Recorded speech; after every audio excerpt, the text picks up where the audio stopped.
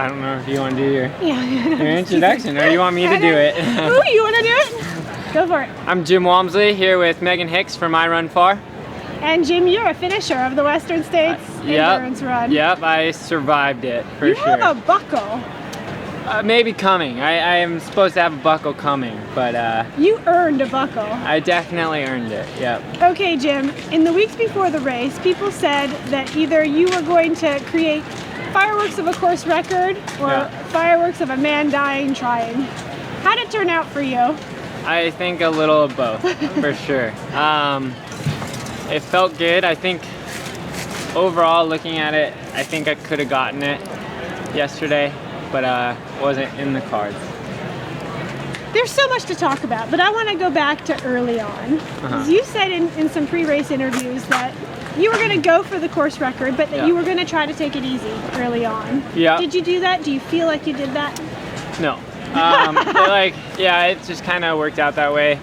I think I really wanted some of the Sage and Laney and a lot of the Europeans didn't end up racing, but a lot of the real big favorites, I wish they got away, and I think I could have ran smarter and maybe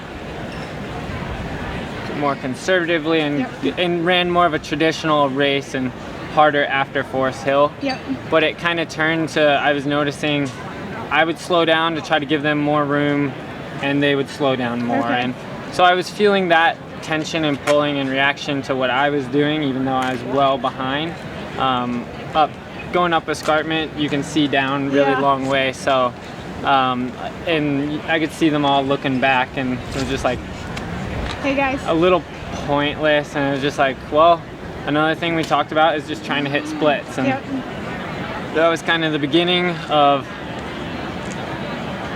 taking off, more or less, because I was trying to hit the splits, which were much more closer to right on with course record pace, but it was just coming really easy. Like, the fitness was really showing through, and a lot of the training that I had been doing was really paying off, and I felt comfortable going faster splits for sure. Dude, was there all a nervousness? Because, you know, you're halfway through the race and you're 20 minutes up on the course record, which means you're running half a minute per mile faster than record pace.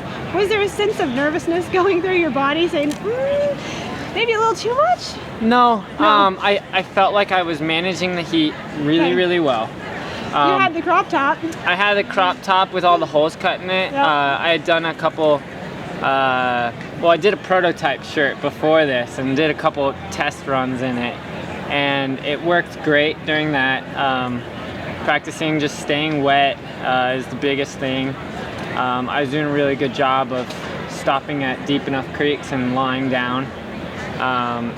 And then just my heat training going into this. Like, I got in some really solid days in Phoenix, and Phoenix made yesterday feel like a joke. You know, like and I think next year I'll probably give heat training even more.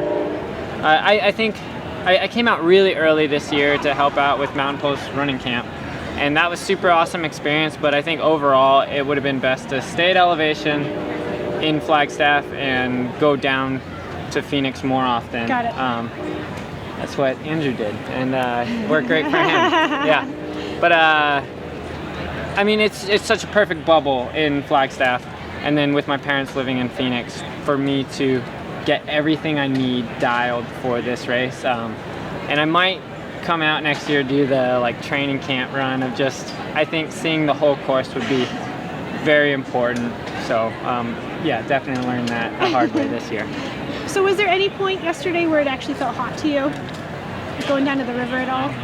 Coming out of the river was pretty exposed. It was warm, but then I filled up one bottle, and that was the bottle. Like, I had two bottles at that point. I filled up one, and it was like I just needed for 1.8 miles.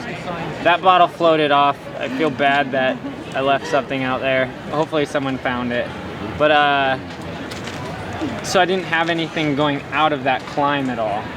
So that was a little warm section, but it was fine. I mean, I had to take some time to regroup, of little mishap at the river anyways, and it was just kind of fun. It didn't feel like it zapped me much, but you gotta stay level-headed in those moments, and in the grand scheme of things, that's not a big deal. Like, you got an extra minute too in the water?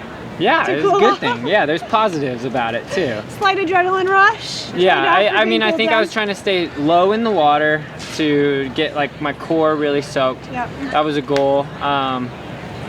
But then I tried swimming a bit, and just with the life vest on, it really took me down with the current, and much more than I thought. And then it turned into, all right, I'm swimming directly into the current, just not to go further. But I kind of saw a spot where I could maybe plant my feet, and then I realized I could stand up, and then I felt kind of silly. There might be like a viral YouTube video of a little boy like screaming in the shallow end of a pool, and then he realizes he can stand up. Yeah, exactly. Yeah. So many people have seen the video at this point, but basically you go into the American River crossing. It's a roped crossing with lots of volunteers. You require to put on a PFD, and you go in. The water ends up being fairly deep, and you float away. This is what happened. Yeah, more or less. I think I should have held onto the rope with one hand and then done strokes with the other hand. And I think I tried to make a little more time up by doing strokes a couple times with both ropes and with both hands. And by doing that, the current was strong, and I definitely got pushed too far away where, well, the rope is out of reach, and looks like we're gonna try to swim it. And yeah, I mean, the water's flowing there for sure. So at the river, you were about 32 minutes up on course record pace. You gave up about 4, 5, 6 minutes, something like that in Green Gate, probably a few minutes to those shenanigans. And then you gave up a few more minutes on the course record between Bear and Auburn Lakes trails. Were you having a low patch there, or what was going on? This is before you went off course. Yeah, I mean, well, around Auburn Lakes, I thought I was moving really well again. I felt really good. There were a couple people like hidden in the forest there that was cheering. It was super awesome. And little gnomes in the forest. The people and the spectators out there were so uplifting, for sure. And that was one of the uplifting moments. But I thought I was moving decently, and like, yeah, you calculate those splits. I'm like, I can give up time. I don't have to push it that hard. Like, the goal isn't to break the course record by an hour. It's you get it by 10 seconds. You get the course record. Like, so it kind of turns to that. But not many people knew how, like in real time when I got to aid stations, how I was up on how much I was up. I didn't learn that at all. I didn't know where second place was. Last I heard, Sage was still several minutes under the course record, so I'm like, someone's close to the course record. Right. I hadn't heard that he kind of hit his own rough patch. And then, so just thinking that someone's flirting with course record and then going off course, it was just kind of devastating that way. But yeah, I don't know. I guess I'm getting off topic. No, it's all good. Let's talk about that moment where you went off course. Yeah. Lay out for people who are unfamiliar with that stretch of trail exactly what happened. You're running on a road. Yeah, you're running on a very clear marked road, and essentially you're looking, I didn't know, but essentially you're looking for kind of what seemed like a goat trail that starts going up. And I think I'd been told that it was right about 3 miles out. I think it was much shorter than that from the aid station. So I don't think I was preparing to look for it yet. And then I would say it wasn't blatantly obvious. I mean, it was probably very well marked. I'm not blaming, like, and I think I was just in the zone. I was running well.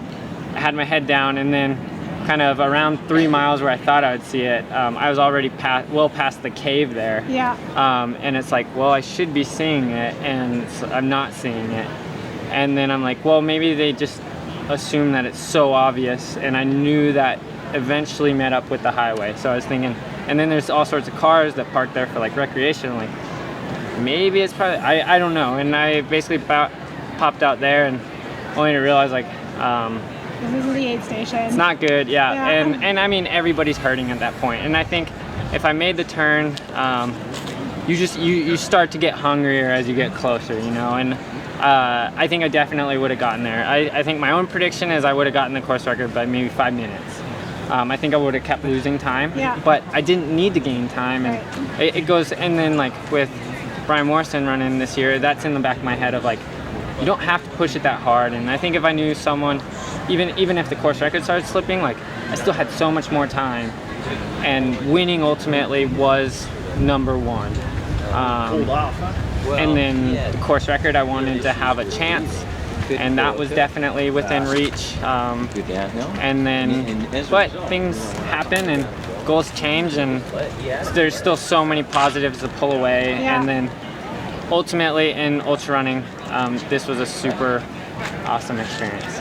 You said in one of your pre-race interviews with iRunFar, you said, you know, my goal is the course record, my goal is to win, my goal is to finish. You got the finish. Yeah. I mean, I still walking away with hardware and an accomplishment for sure. And I just thought, mind-wise, how I need to prepare mentally is I'll deal with the other goals given that time and something does happen. Until then, I'm gonna worry about my top goals and still chasing those. And I thought I really stuck to that, and also held up my side of the deal. Stuff did go wrong, and I was tested that way, and was broken that way, mentally very much broken at that point. And but I still followed the game plan and got to the finish line, got to Auburn. So. Well, last question for you. You've already said as we've been talking next year and how I'm going to do things differently for next year. You do want to come back. I do want to come back. It's one of those things, hopefully they still have qualifying races, but maybe I can get a course record or something at one of the other races for next year, which is kind of cool. And I feel confident racing in. I think 50 miles and 100K feel comfortable for me right now. And this race is only going to give me more experience to do better in those races as well. So yeah, we'll see. Black Canyon might be the spot just because I haven't ran that course. It's gorgeous. It's in Arizona, home turf. Home turf? Yep, home turf. Literally can sleep in my own bed before the race. And yeah, that might be the one. Well, congratulations. Thank you. You won some hearts, you broke some hearts, and then you won some hearts again yesterday. Yeah. It was but hopefully you won your own heart. Yeah, I mean, I learned so much about myself, and that's the process that we're all really in it for. So, congratulations. Thank you. Thank you. Enjoy that buckle. I will, for sure. Okay. Because I can't talk about. I got a 2-minute bonus. I got 2 minutes bonus question. Sounds like you got a call from somebody today. Yeah, I got a call from Scott Jurek, or James called Scott Jurek, one of the two, but. They know each other, and got to talk to Scott for the first time. And it's kind of funny because I've always heard you look like young Scott Jurek, and like even back to Lake Sonoma last year, I wore a crop top, and I definitely didn't know at the time when I picked out what I was going to wear for Lake Sonoma that was a total retro Scott Jurek 2001 look, and I was like, yeah, it is, but I felt like I independently came up with that, and I told him like it's functional. It's I like the breeze, and I think and for this I went for sun coverage on the shoulders. I went with breathability in the crop top, and then more ventilation and cooling effect with the holes. And that was kind of on my like secret weapon coming into the race of like I know this shirt keeps me cooler. So that was a total functioning thing, and then the hat with the sunglasses I also think is like bringing your own shade with you. I think that helps a lot, and keeping your eyes dark shades and then keeping in the shade with a hat I think is very important as well. Pretty cool to get a call from legendary Scott Jurek. And then he was, it's an extremely humbling call to get, and you talk about ultra running legends, it doesn't get bigger than that, and I mean he's the man, and hopefully like the president calling the soldier after a battle. Yeah, he did good. But it's just kind of extremely heartfelt and means a lot, and it's really awesome for sure. Congrats again. Thank you.